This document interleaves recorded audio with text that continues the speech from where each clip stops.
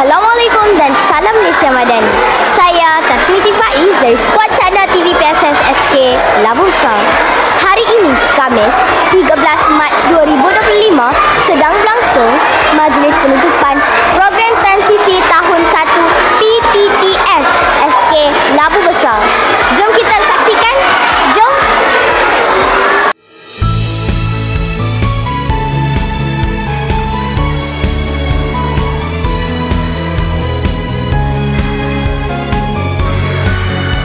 Ya Allah, Ya Alim, Ya Aziz, kami merapatkan rasa kesyukuran kepadamu kerana telah mengizinkan kami untuk berada dan menghadiri program transisi tahun 1 2.0 pada hari ini. Ya Allah. Dalam program transisi tahun 1 ini, iaitu antaranya ialah sosio-emosi. Sosio-emosi, sikap dan nilai, kognitif, kreativiti, dan juga persekitaran fizikal serta keselamatan.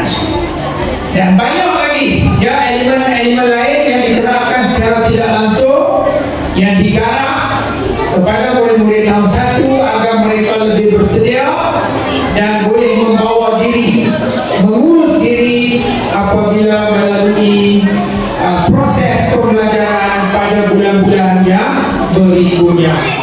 Jadi harapan cikgu selaku ketua sekolah, cikgu harap murid-murid tahun 1, cikgu harap sekali lagi kamu boleh membaca, menulis dan mengira dengan baik. Nah, belajar sungguh-sungguh tahun 1 ini, ya, mak ayah bantu saya. Nah, kita mungkin tak boleh capai objektif tersebut kalau mengharapkan cikgu-cikgu saja. Cikgu di rumah pun kena bantu supaya lebih cepat, dan kalau anak-anak kita ini akan menguasai kemahiran-kemahiran yang saya sebut tadi. Jadi insyaAllah sama-sama kita doakan agar hasrat ini dapat dicapai, dapat direalisasikan dalam tahun ini juga.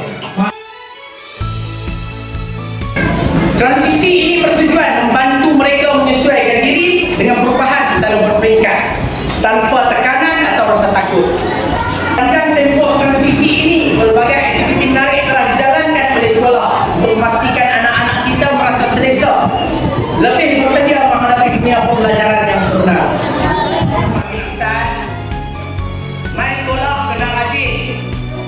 Tiap-tiap hari kena mai sekolah. Kecuali hari ini dengan kata satu kita semua nak main juga. Boleh tak? Boleh tak? Jadi dengan lafaz Bismillahirrahmanirrahim, saya merasmikan penutupan program transisi tahun 1 Sekolah Madrasah Labu Besar 2025. Wabillahi taufiq. Assalamualaikum warahmatullahi wabarakatuh.